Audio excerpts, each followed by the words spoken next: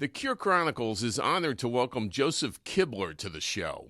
Joseph was born with HIV and developed a physical impairment due to his prognosis. Doctors told him he would never live past the age of 4. But Joseph defied all odds and today is a successful actor, producer, writer, and HIV activist. Joseph also wrote and starred in his own documentary titled Walk On, where he trained for the 6.2-mile LA AIDS Walk. His documentary went on to win the Best Documentary Award from the Burbank International Film Festival and Timecode NOLA Film Festival. Joseph, thank you so much for being with us here on the HIV Cure Chronicles. Oh, I'm happy to be here. Thank you for having me. Well, you have a fascinating story, I got to say, and just a series of amazing accomplishments. And I got to, one thing I noted right away when I was looking at your background is this is the first time I've ever gotten the chance to talk to somebody with an IMDb, bio, and so many accomplishments in, film and acting and stuff like that. And if you don't mind, let me just start there. I mean, I know that, one of your award-winning films was Walk On. Yes. Which is about this subject. But if you don't mind, can you tell us a little bit about, sort of how you got into that and, Walk On and how people are reacting to that? Yeah. So back in 2011, at the tail end of film school, I was, studying filmmaking and producing, and everyone gets a thesis project that they have to work on. And so I, was working on other people's projects as a producer, and I was trying to think about what I wanted to do for mine. And, as somebody I was born HIV positive, and I've been around that world so often, every year there's the AIDS walks across America. And I wanted to go. And initially what it was supposed to be was I wanted to go and talk to people why they go to the walk. What do they do? Why do they come out? And I wanted to interview different people. And I had a great filmmaking teacher at the time who was guiding us, who I told this to. And he was kind of perplexed because he was like, why does this guy with cerebral palsy, which I also have as a disability, want to go interview people about HIV and about AIDS and the AIDS walk? And he didn't know my background. And so I was like, well, I was born HIV positive, and, I was told I was never going to live past this point in my life at 4 years old.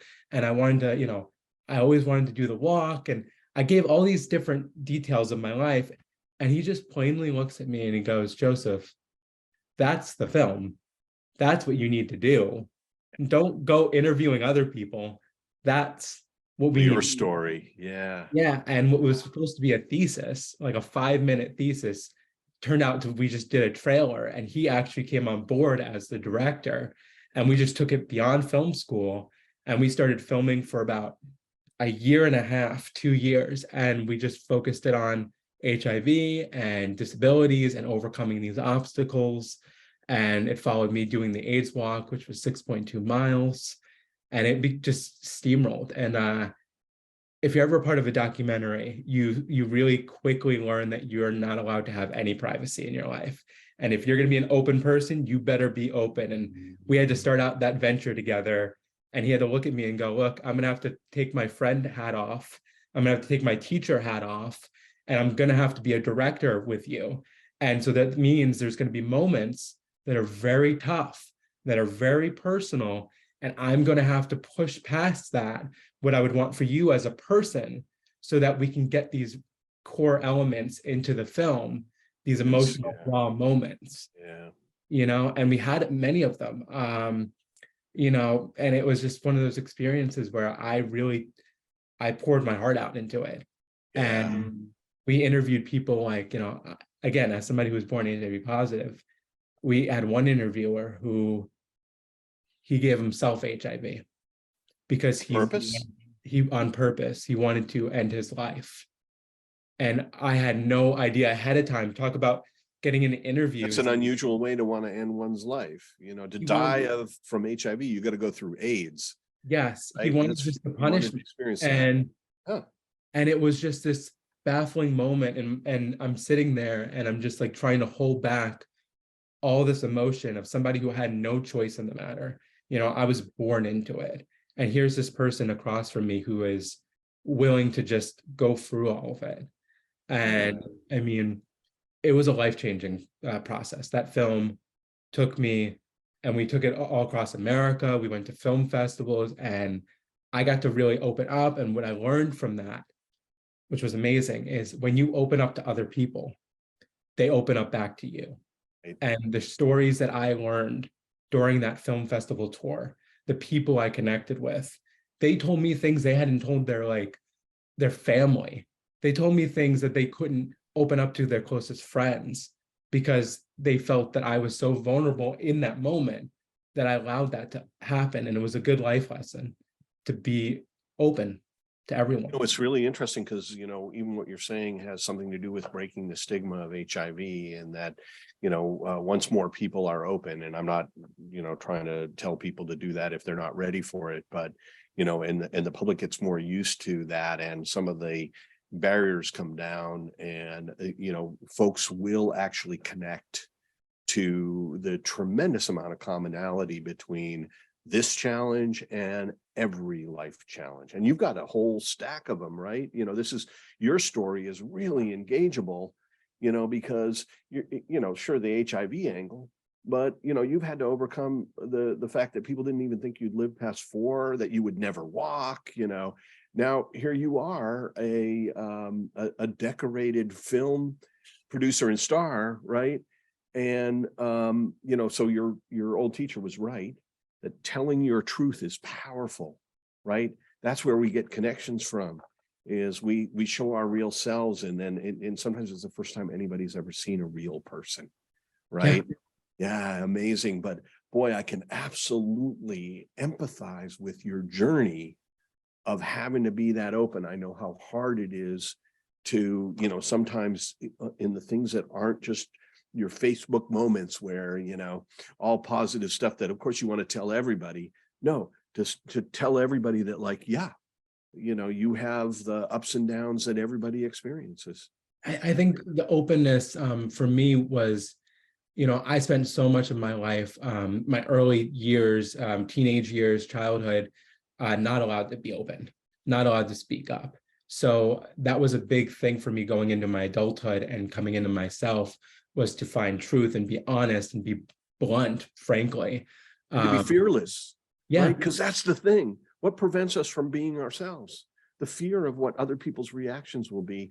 And sometimes until you go ahead and take that step, you don't know what you're really going to see in return. And it sounds like you saw a ton of goodwill that came back. Oh yeah, I always say HIV and my disability are like these great filtration systems for people and engagement. And, you know, you may have less friends, you may have less people in your life, but you actually don't. You have a greater amount of fulfilling friendships and greater amount of fulfilling people in your life, because those who stick around to be there with you, those who support you, are the ones you actually want in your life. So often people stick with friendships or love, you know, love interests, and they don't actually connect, and they don't realize it because they're not opening up on a pure level. And They don't get what they're missing. They don't get what you're missing. And then when you're doing, because it's too easy. Yeah, they're doing it because they want to share activities, as opposed to because they want to share their essence of their souls with one another, which is really like, you know, when you get a chance to connect with somebody like that, you know, you realize like everything else is just surface. It's life-changing. Yeah, it's amazing. And I've heard this from other people on these interviews, that idea of the natural filtration system, that through their openness, they naturally filtered, you know, their contacts to the really high quality contacts. Yeah. You know, and that openness created a new connection, and that the limitation of not having those other people in their life was no limitation at all. Yeah. It was actually a good thing. But, you know, I think your situation is really unusual, you know, to like put your life in a film and to bear yourself in that way. You know, that is really, you know, that's sort of the ultimate version of what I'm thinking about. I don't imagine that I've ever had that experience myself, even though I've always tried to, you know, go out there and always tell my truth, you know, despite what people think about it. You know, it's really different when you've got something where there's a big stigma attached. Yes. And you're doing it on film with a director who is actually making a point of digging down to those soft spots and bringing out those, you know, those emotions that you might feel very uncomfortable expressing. Oh yeah, and I lived with it. I mean, we did, we spent a year and a half editing it. And so sitting there every day in front of the camera, rewatching myself crying or rewatching myself go through these emotions, you have to step back and you have to realize, like, just in general in filmmaking, there's the film you write, there's the film you shoot, and the film you edit. And I think with, documentaries and with life in general, there's like the thing you set out to do, the thing you actually do, and the thing you reflect upon. Right. And, you have to be able to separate and realize what you're doing and do it for the better. And, I've just always been somebody who every year I've tried to get closer and closer to my true self and as honest as I can get. And I think, and as an actor, that's the ultimate goal, is like, if I always found that being an actor, you can't start delving into other personalities and other characters and other worlds and other lives if you've not delved into yourself. If you haven't opened up who you are, you can't start to transform into anyone else, because you're not allowing room for that. And you're not challenging yourself. Yeah. Wow. I mean, I'm just, my brain is full of thoughts. Like, so first of all, your little thing about, what you set out to do, what you capture, and then what you reflect on, it means that, every film work of art is actually 3 works of art in it, which is amazing to me. Like, I love that. I'd never had thought about that before, because film is my absolute favorite art form, because I think that it has the ability to capture so much. Like, I can go to a film and I can live somebody else's life. But then the next thing that you said is also remarkable to me, because yes, until you have delved into the full range of human emotions that already exist in you, your ability to empathize and create the conditions in your own body to become another journey and to reflect that in a real way, right? Like, great actors become their subjects. And you go, how is that even possible? And the only thing I can think is that, well, in reality, if you can explore oneself, you realize there's a universe within, and then you have all those emotions, all those foibles, all those ups, all those downs, all those experiences inside you to different degrees, and you can call on them when you whether you're recognize it in writing, somebody else. Whether you're writing or acting, you still have to find the truth. And it doesn't matter if it's science fiction, if it's drama, if it's comedy, everything starts from a sense of truth. Everything has to start from some place. Yes. Oh my gosh. You have to, You're blowing my mind here, Joseph. I mean, because I always thought that that's what makes great art. Truth. Yeah. Truth is beauty, and beauty is truth, right? The idea is that, somebody will connect with your truth, and they will have an experience that is far beyond the message. It will cut right to the soul, because only art can do that. And you just said it yourself. It's like your truth. Right? Yeah, and art is, I always talk about this as being other actors and being in the community, and it's not a sense of competition. A lot of actors want to think of it this way of like, oh, am I better or am I worse? It's not better or worse. It's different, and it's close to you. When you get a character breakdown, when you get, this is the role you're getting. What people do, I personally, what I think people do wrong is they try to exactly match that breakdown and just be this other thing, and not being like, okay, what can I do with this? How can I make it me? And therefore, how do I just show up? And this is my interpretation. If this works for you, if this connects to the character and the project, wonderful. If it doesn't, and someone else had a better interpretation or a different interpretation that fits it, wonderful. When you're trying to all do the same thing, you're not being honest, and you're not doing it because you feel that this is the right thing. You're doing it to fit a mold that you can't possibly fit into. Every human being is so unique. And so you just have to come at it from your perspective. And I think the great actors out there, you remember them or you think about them because of who they are as people. And that's, who they... I think also, you can see that, like, you become the material on the canvas, which becomes something new, right? Yes. And I get it that, your ability to pull something out real from yourself and to push it through that character that you're playing, that's going to make that connection possible. And I think you're right. I guess there's a little piece of you in everything that you play. And then the question is how well do we get to know these people behind those roles? right? Because I always think, okay, yeah, Meryl Streep, I think I know her, but no, I don't know her, right? But she somehow can, mold herself into all these different things. There are, a lot of actors out there that, and sometimes they're, Meryl Streep obviously, achieved amazing things, but, not all actors will necessarily, sort of achieve that level of success.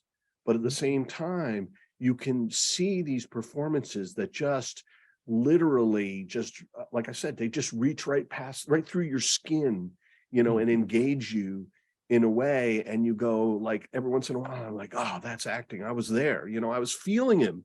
I was feeling her. I felt like I was there with them. I was empathizing in a way where I couldn't have done it without this film. Yes. That's great stuff. And your film Walk On, obviously, with all the awards that it got, that is, it must be a must see for people to understand, your journey, but also, that this is an important thing in terms of breaking down stigma around HIV, for people to go ahead and have that experience and to cry with you and to laugh with you and go through the challenge. They can do it there. Huh? Yeah. And part of why I started speaking out so much about it was because of what it did, breaking the stigma, which also goes into another thing. But first, people don't often know that you can be born with HIV. People don't often know that side of it. They have a very specific stigma in their head. Right. For me, I was, as I'm now pansexual, and I've come out since. But when I was doing the film and as a teenager and an early adulthood, I was heterosexual, and I presented as heterosexual, and I wanted to so much tell people, like, hey, I'm born HIV positive. I'm heterosexual. I'm exactly the type of thing that you're not thinking about when it comes to HIV. And this is why it's important. And I felt like just existing in my body, existing out in the world, was an educational tool. And, when I was a kid, I found out I was HIV positive at 11, and I found out by accident because my doctor, who was my primary, wasn't there, and I had a new doctor, and my mom hadn't gotten to tell them that I didn't know. And so the doctor let it slip. My mom had to explain to me on the car ride home what it meant. HIV was. What HIV was. What does that mean for me, and how life worked, and that I can't tell anyone because kids were at 11. protested. I'm trying to do the math here. So you born in like 85? I was born in 89. 89. Okay. Yeah, I was diagnosed in 90. Yeah. HIV medicine since 1990. At 2000, thank goodness, everybody knew that it was treatable at that point, and that you could live a normal length life. So your mother would be able to reassure you of that. But I mean, this is like finding out by accident you're adopted, right? Yeah. I mean, this is like a life-changing perspective. And I was told I couldn't talk about it, and I was told I couldn't speak about it because kids were getting protested against. Kids were getting kicked out of school, and so people are scared. Yeah, because they were afraid for their children. For no reason. Yeah, they didn't know, and so I held on to that for 7 years. Yeah. From that point where I couldn't talk to anyone about it, I couldn't speak about it, and the reason I got into acting, the reason I got into this world, is because when I was 18, I went to a theater camp.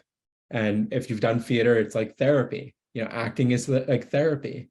And one of the exercises they wanted you to do was to go on stage and, to your peers, tell them something you've never told anyone before. That was, and I was like, you know what? I'm tired. I'm tired of holding this in. This is most of who I am as a human being, and I can't express it. And I went up there and I said, my name is Joseph Kibler, and I'm HIV positive. And the support and the life it gave me, theater gave me life, and I gave my life to theater.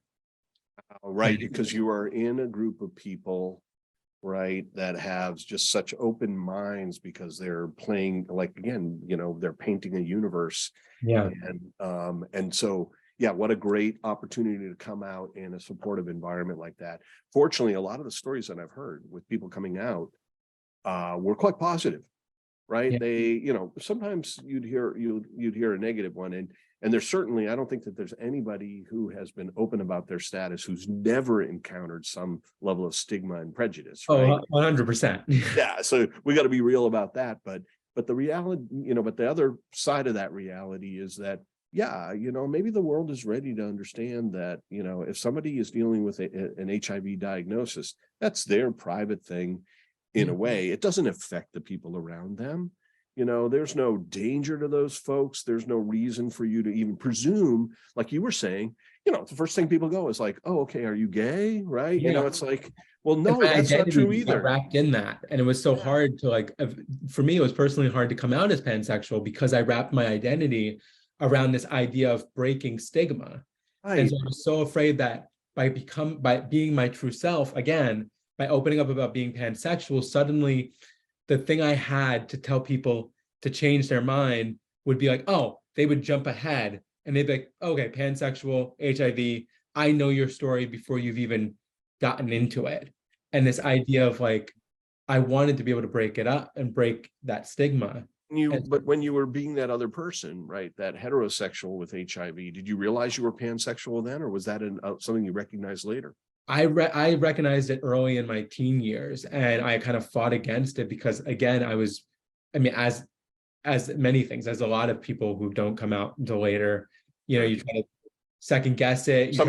Some people don't necessarily believe, that what they're feeling is real, but you had a feeling at that point already, and then later you realized, okay, this is real. This is not something that's transitory. It's not. Yeah. But and then you had to respin your whole image, right? You've got a brand now, and you're like, yeah, I no longer match the brand. Yeah, and that's, and we do that as like just human beings. We create our own brand every day. We walk around creating our own brand, our own identity, who we are as people. And the idea of like being willing to change is so hard for so many. Like, accept that there's a new future, to accept that there's a new possibility. We get so caught up on like a path, and we think that we're failing by deviating from that path when we're actually just becoming more honest and more of ourselves by exploring other areas of our life. And also that your brand can survive it. I mean, I keep thinking about when you were talking about that, Madonna, right? Yeah. Somebody who reinvented herself over and over and over again, and maybe she was finding new things in herself, and maybe she just recognized, what connected with, the culture as the culture evolved, right? But it doesn't matter. The point is that you don't, maybe being stuck in one thing isn't even the best thing. No. Right? Your brand may eventually get left behind, but that is kind of remarkable that you had a second time where you had to then bring out, sort of your truth again. Yeah. Right. And that's, a remarkable opportunity for you, but it is goes just back to being authentic, right? That authenticity is part of art. Authenticity is part of brand. It makes a brand engageable, and people notice, people can sense it. We all can sense when something's authentic and when something's honest. If you don't mind, I'm just thinking back to when you were saying it was, during the editing, you were watching yourself and it was really tough and reliving all those things. And I just remember where they asked Tina Turner about her movie. Remember the movie Ike, I think it was, or Tina, I forget. And they were like, so what did you think of it? She said, I didn't see it. And they were like, why? She said, I lived it. I really did not need to see it again.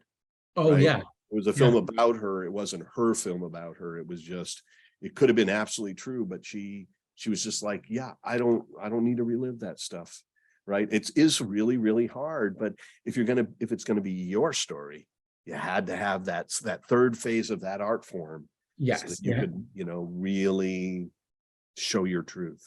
Absolutely. Yeah. You have to be able to show up there. It's different when you're like acting into something, or when you're just stepping away, or someone else's project. When it's all you have to follow it through the whole process. I'm just so fascinated with film that I'm like getting dragged right off in that direction. I forgot that you also have HIV. So tell us, what it's been like dealing with it. So, it's such an interesting thing. I think there's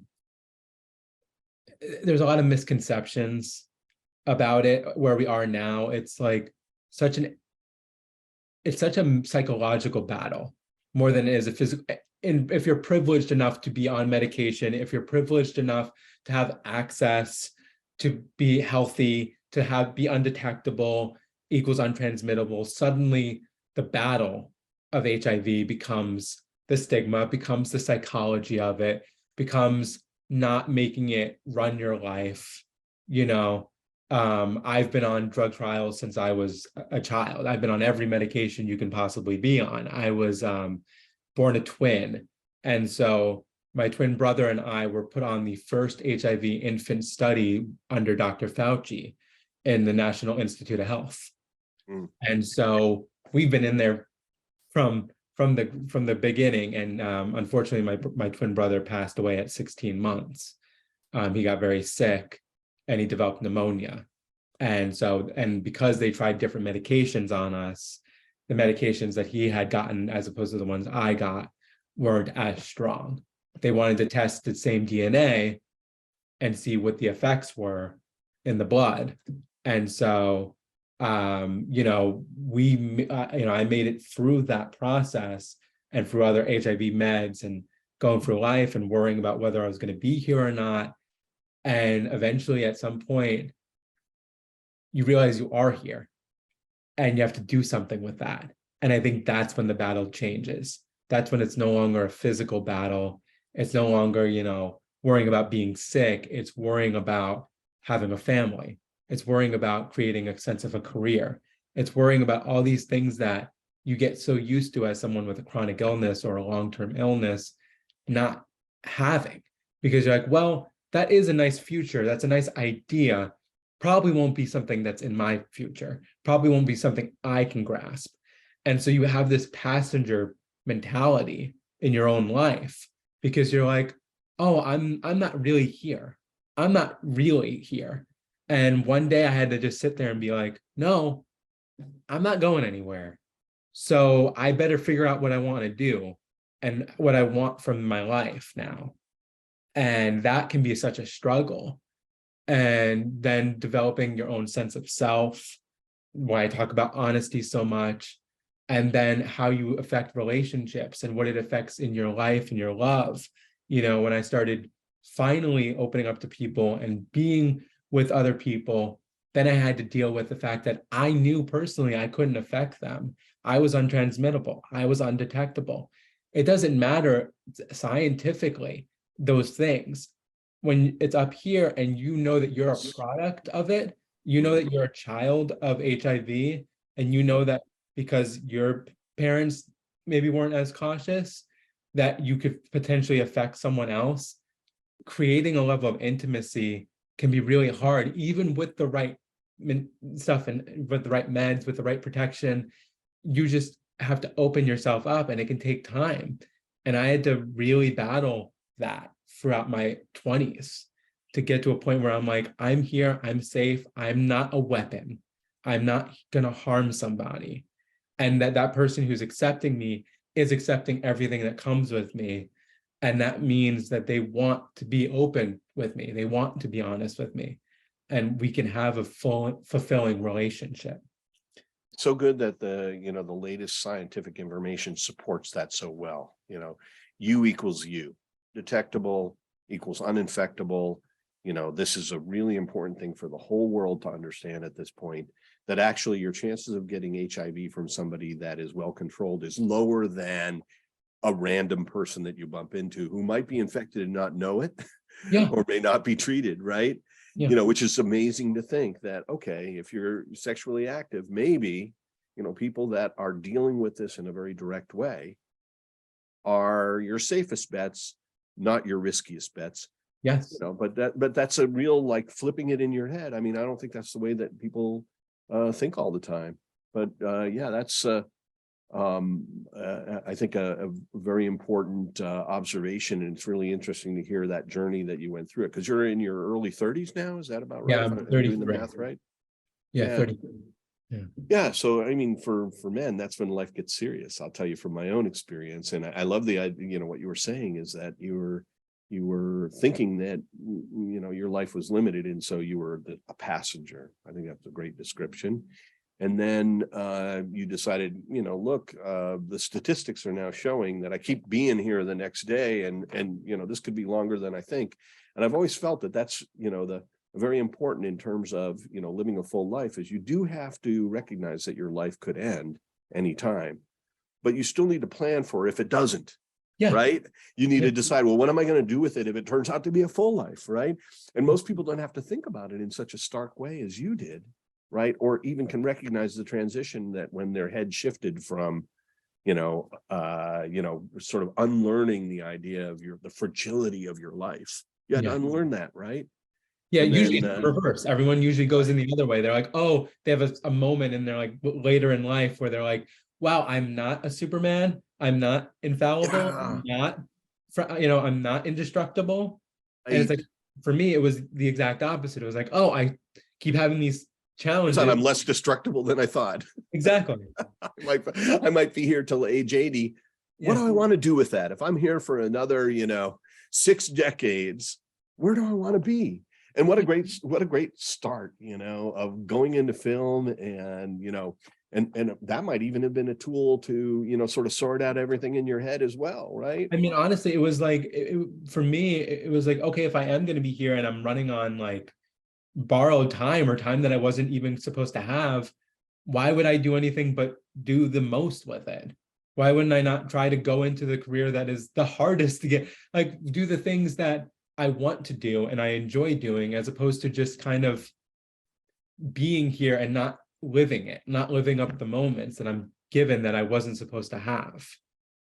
Well, the theme that comes out, and tell me if I'm stretching this point, but I find this a lot with the people that I talk to on the Cure Chronicles, because we are being really open about life.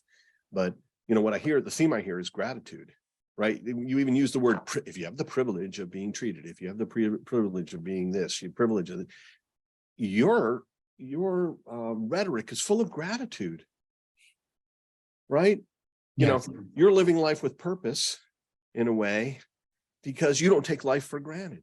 You're not looking at everything that came to you as like, well, that's the minimum. No, you're thinking my minimum could have been way worse, which is a great perspective to have on life. No matter how good your life is, you start to recognize like your problems aren't really anything, right? No, Yeah, you can always think of somebody that has it worse. Yeah, I always looked at my cane and my disability. I always used to call it the great leveler.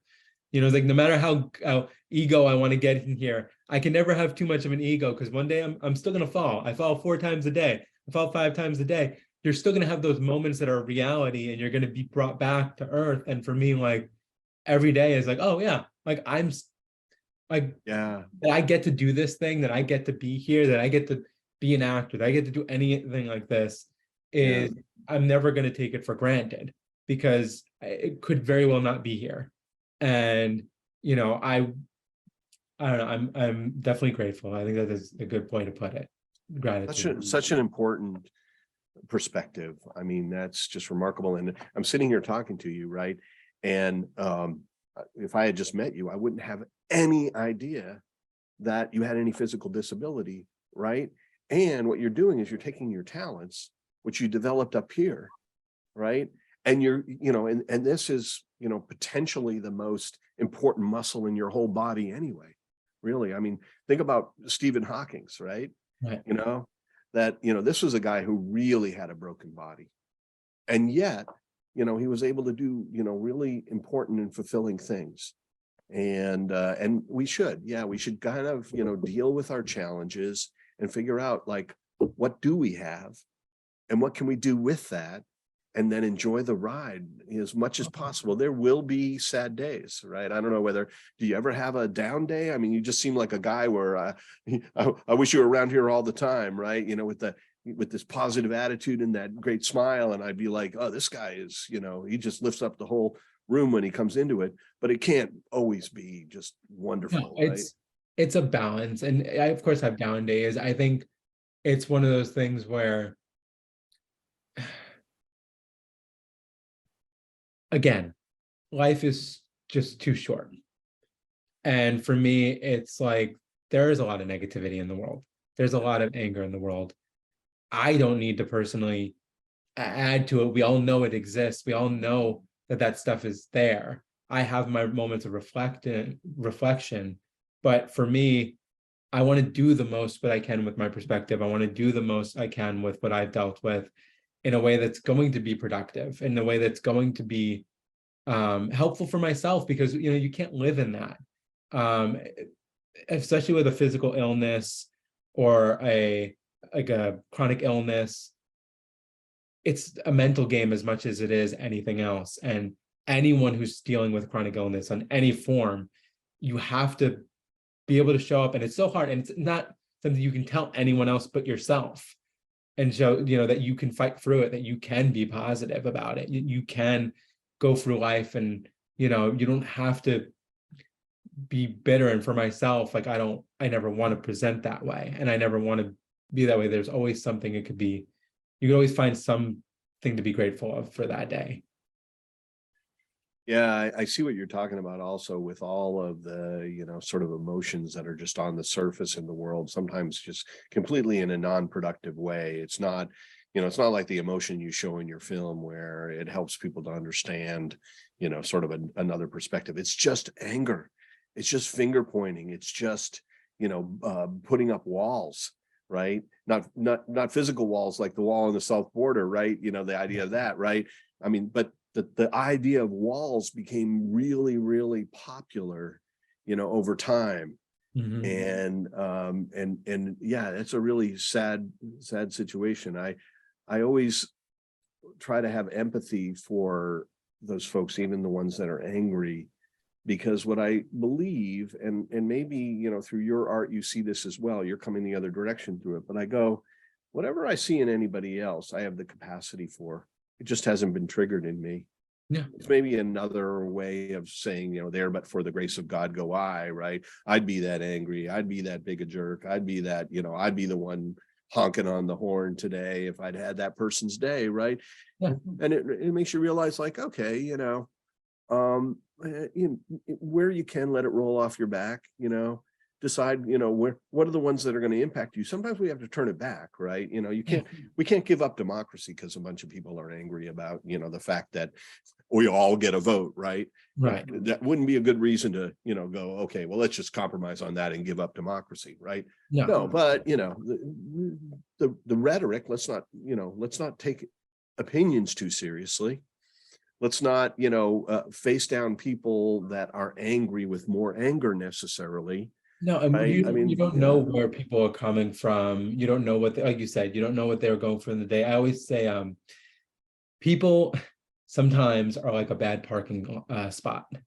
And this is what I mean. You ever show up in a grocery store or something like that, and you're showing up to a parking spot and you see someone and they're over the line and they're slanted, and you're like, how could you have even done that? How did that happen to you? And there's only one spot left, and so you have to park next to them, but now you're over the line and you're slanted because of what they did.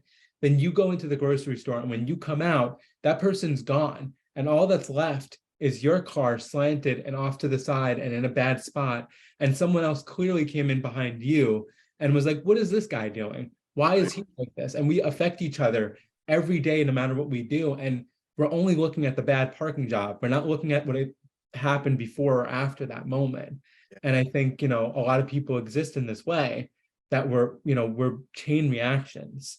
Yeah. And so we just have to be able to step back for a second and say, I'm sure maybe there's a reason for it. Maybe I don't know it, but to accept that there's a reason for it. It's a different kind of faith when you think about it, right? Yeah. It's a faith in humankind. Yes. Right, that insulates you a little bit from just taking it too personally. Yeah, it's a step before the anger. It's a step before. It's a breath. Take a breath. Okay, we don't know. You don't know where people are coming from. Right. No, that's wisdom. Yeah, for sure. Yeah, I always thought, like the more connection that we can make, humans have this incredible ability to communicate and collaborate and to connect on two levels, an intellectual one and an emotional one. And when they build coalitions in that way, they can move mountains. Yeah. And, the problem is charismatic leaders can, move mountains or destroy cities, right? You never know what you're going to get when you get a leader and they have that ability to connect. It's sort of like it's a charisma, right? Yeah. And but if we use that in the right way, we can actually turn back global warming. We can sustain the human race for another 1,000,000 years. There is not a reason why the planet needs to run out, that we need to destroy each other. No, not at all.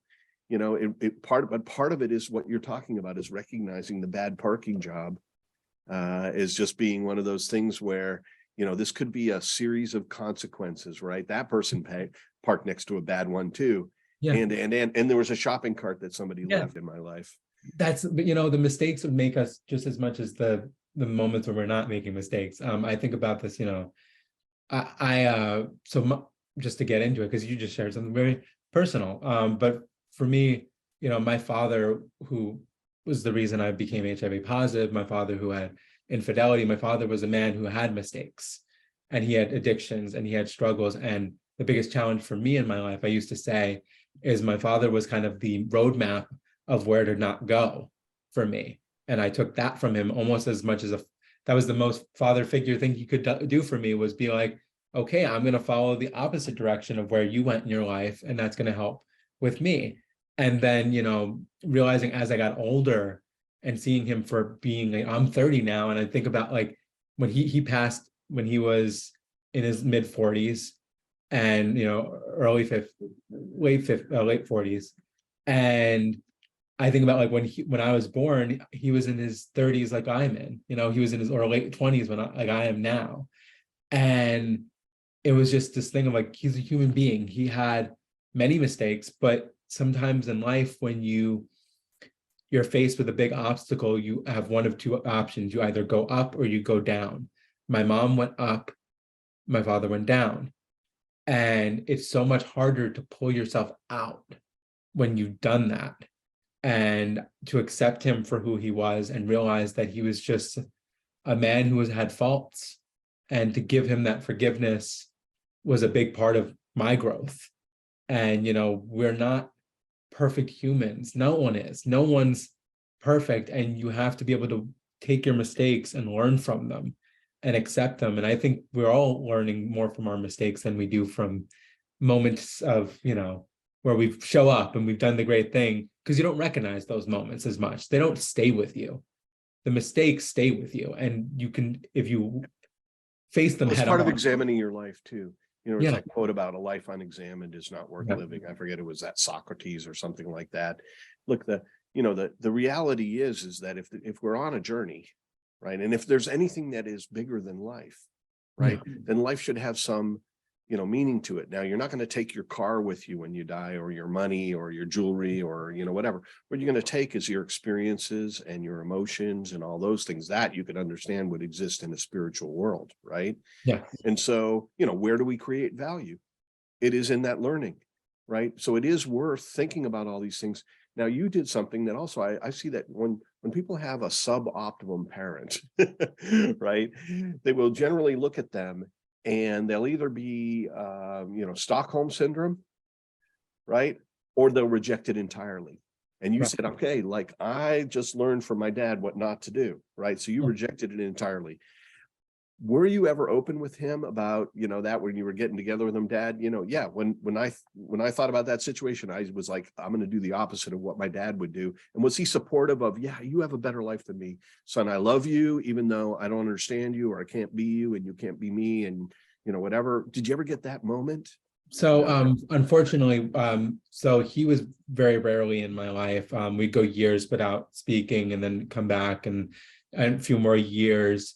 In fact, like I always said, it was this thing where he had this like timer when we would have conversations on the phone. It felt like there was a timer, like a 60 seconds that he could have the conversation, then he had to get off. And I used to be angry at that when I was a teenager. And when I was a child, I was like angry. I'm like, why won't he talk to me?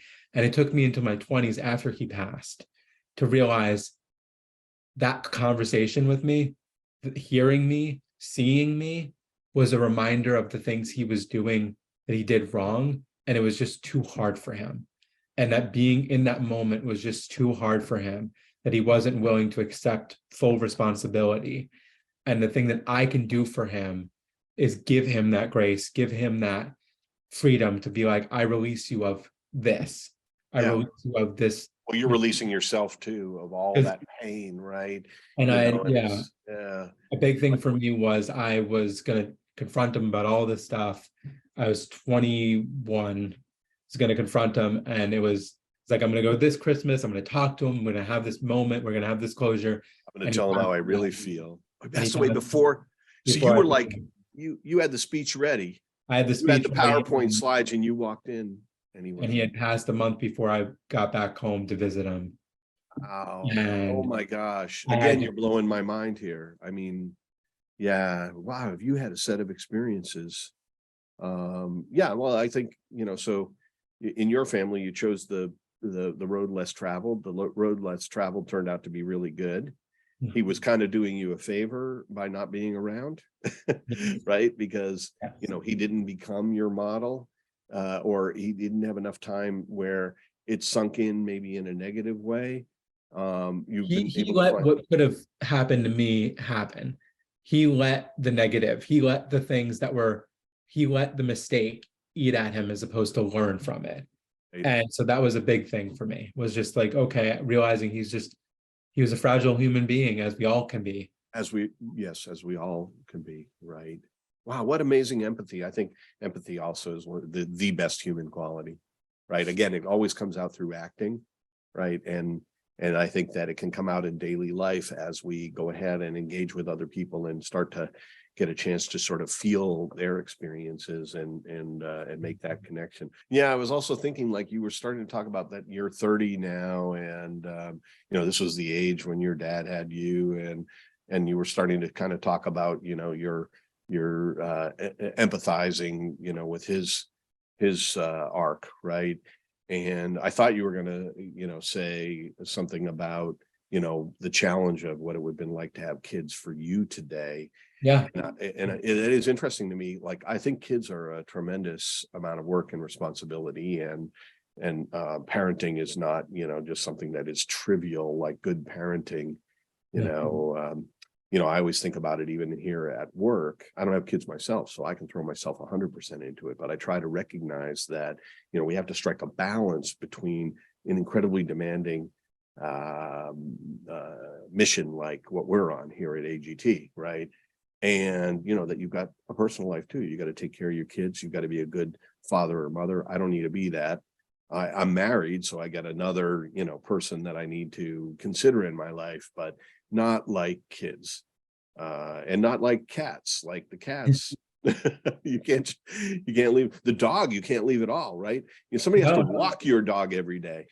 Every day. I mean, I go for work. I was just dealing with this recently. My fiance, she's in San Diego shooting a film right now. We're both actors, and she's shooting a film right now. And I was up for a role in Los Angeles, so I was gonna have to leave New York.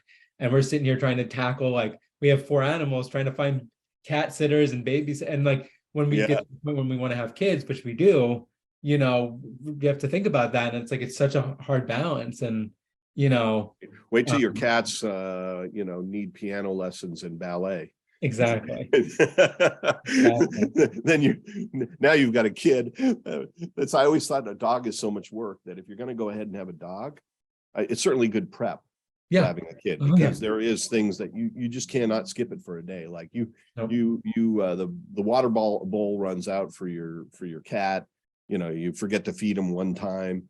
That's not the end of it. It's not even the end of your relationship with the cat. The cat will get over it, right? And anybody can stop in once a day and make sure the cats are all right. Yes. Dogs are, between that and having a garden or shrubbery or something like that. Okay, great training. Yeah.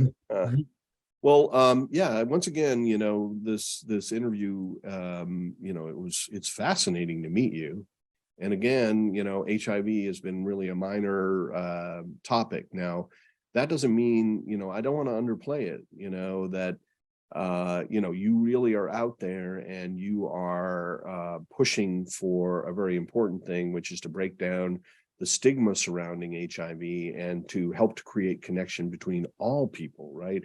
And this is a value for, our consideration of every other human being. Right. It's the thing that makes us realize that immigrants are not a threat to us. Right. People that are not our same religion are not a threat. People that are not our same color are not a threat. All these things. It's a really important thing. But for HIV, it's a special challenge because, when you think about the 80s, it being a death sentence, right. That, it wasn't until Hollywood made movies like Philadelphia, right, where the general public got introduced to the whole concept, and they started to try to chip away at the wall between the HIV diagnosed population and everybody else to try to, but no, Hollywood's not making those movies anymore besides yours. No, well, right? and I think what's fascinating is we've gotten to a interesting spot with HIV and AIDS in general, where we went from it being the AIDS epidemic, we went from it being the things like Philadelphia and seeing these movies, to getting it to be undetectable equals untransmittable, and we have all these resources and we have medications, and it slowly kind of faded back. That Right. I think now where we're at, the issue, and I find it every day, I'm on TikTok, I'm doing social media, I'm doing stuff where I talk about HIV, and I find like, Gen Z or like youth is almost not getting these conversations because we've gotten it to a point where it's so manageable that we're not having the historical significance. They might not even remember to have safe sex, right? They may not even realize that HIV would be something that's worth avoiding. Right, because now it's no longer so this invisible. like a hot button thing. It's like it's not the topic anymore. And I think we're in this weird space with it where we have to bring it back. We have to have these conversations, and it's just it's fascinating. I'm still seeing a lot of people who are not educated on this from all ages. Look at the misunderstandings over COVID. HIV is like, orders of magnitude more complex, and, you try to get the same population to understand, the realities of this. It's tough. I feel like I joked about it a lot, but I feel like it's a full circle thing, like especially with Dr. Fauci. I'm like, I was a child of under Fauci for the HIV and the AIDS crisis, and the same rhetoric came up about what he was doing then to now. And to now with COVID. And it's just fascinating to be like, no matter how far we come, we always go back around. No matter how ahead we get, we always end up repeating things. History really does repeat. Yeah. I heard somebody say that history doesn't necessarily repeat, but it echoes, right? And it's true. Like, yes, if you don't learn from the past, you are doomed to repeat it. I think that is, and we didn't learn from the HIV epidemic. And then in COVID, we relived a lot of the political and psychological, trauma and stuff like that. And it was a wider audience. Hey, welcome to, the world of people that, are vulnerable, right? You didn't realize you were vulnerable. And some people reacted to it. It's like, I will not be vulnerable. I will not kneel down to the virus. And people who know HIV or any other virus are like, yeah, the virus, that doesn't really make any difference to the virus, whether you're kneeling down, believe in it, don't believe in it. It's there. It's real. It's nature. I mean, knock on wood. I mean, I kind of thank HIV for prepping me in this way, not to, no pun intended, but knock on wood, I've managed, to get through so far. I have not gotten COVID once. But you can get the same vaccines that anybody else can get, right? Is your immune system solid enough that you can do that? Okay, yeah. Yeah, because people that have HIV really are basically, have relatively normal immune systems, right? Yes. Maybe completely normal immune systems. So but still, at the same time, you're right. It sort of like puts an idea of what's the word that I'm looking for in here? Like viral hygiene. Yeah. Right. And it doesn't have to be OCD. But the idea of like, okay, it's worth wearing a mask temporarily. Yeah, maybe I'm not going to go out to the club tonight, or go to the same number of parties or whatever. Or maybe I'm going to focus more on my dogs and cats for just a little bit, let this thing boil, And people with disabilities, people with chronic fatigue, chronic pain have all understood, have had to deal with this in life in terms of choosing when we do things. And we've, I talk about the disability community as one of the few minority groups you can join at any time in life. And people often don't acknowledge it until they are a part of it.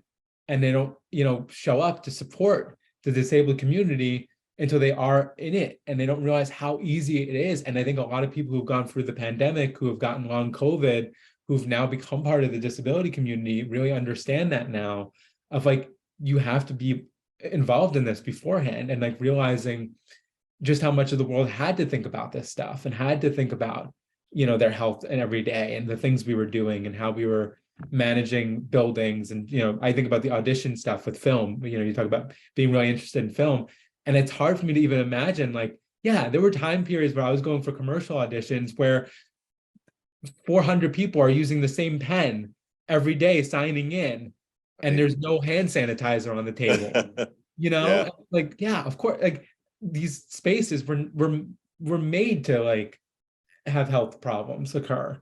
Well, I'm glad it didn't stop you though. That's amazing that so you've been able to continue your sort of love of all this stuff, maybe in a slightly dialed down way, but it's persisted, and you haven't gotten COVID. No, and I haven't gotten COVID. And actually, honestly, I mean, for a lot of people in the disabled actor community, it's opened up more opportunities for them. For some, because it's like everything is now Zoom, everything is now self-tapes, everything is accessible. There are often times I'd show up to audition places that weren't accessible, that weren't made to, have me get in there. Right. And so now, over the pandemic, I did 3 national commercials, and I auditioned from my living room, and I booked them from my living room. Yeah. And it's like, interesting. Yeah. I was doing LA and I was traveling, and I would go to a commercial audition that would be about 4 minutes in the room, but I would drive an hour and a half to get to Santa Monica to find parking. I'd get in the room, we'd do the thing for 4 minutes, and they'd be like, okay, thank you so much. And I'd be like, great. And now I'm on my way home for an hour to try to get back. Yeah, and how are you going to be at your best after driving an hour and a half, right? Exactly. Yeah, in a way, like here in your space, you can set it up and be ready for that thing, and then when it's 4 minutes, it's showtime. You've already centered yourself, and you're good to go. Yeah. Huh. Well, look, I could talk to you forever. Let's do this again sometime. I mean, I'm just finding like the range of the subjects that we're going over, and the ability to talk about philosophy and psychology and all this stuff. This is really fun for me, and I gotta also sum up by saying, like, you're an inspiration for people that are dealing with an HIV diagnosis and also dealing with a disability. That you really are showing, sort of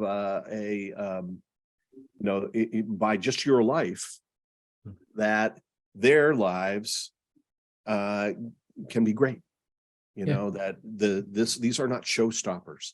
These are, you plan for that long life, decide what you're going to do with it. Everybody has limitations. You have some too. Okay. Within that realm of stuff that you can do, there's a tremendous amount of meaning and joy. And, and it's not going to always be happiness and joy. No. But at the same time, it's not going to be all, like your dad, right? That you said that just, he went down from the experience and could never get back up again. And your mother went up. So you had 2 examples, and now your example of that up direction as well. I hope they shape us. These things shape us. That's all it comes down to, is every experience, every obstacle shapes us and creates the person who we are. And the more experiences we have, that just means we're just shaped more. We have more edges to us. More nuances. More nuance. Yeah. Well, that's great. I hope everybody enjoyed this interview as much as I did. Thank you so much for coming on the show. I really appreciate you sharing this with us. Of course. Thank you.